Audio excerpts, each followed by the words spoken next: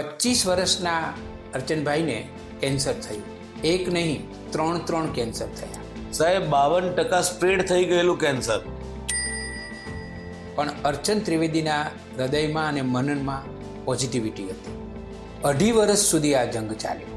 ડૉક્ટરોને પણ નવાઈ લાગે એટલી પોઝિટિવિટી એમણે એમના હૃદયમાં રાખી. એ પોતે સારામાં સારા કપડાં પહેરીને જ સારવાર કરાવે. વાળ જતા રહ્યા તો એમણે ડૉક્ટર પંકજ શાહને હસતા હસતા કહ્યું કે હવે હું અમરીશ પુરીનો રોલ અદા કરવાનો છું. અમે તો અભિનેતાઓ છીએ. નિયતિએ મને કેન્સરના દર્દીની ભૂમિકા સોંપી છે. આ ભૂમિકા હું ભજવી લઈશ એટલે એમાંથી બહાર આવી જઈશ.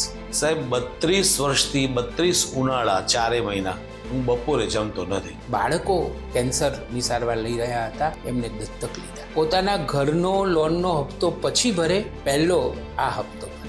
ગુજરાતના ગામડે જઈને વ્યસન મુક્તિ માટેના શિબિરો પણ કર્યા.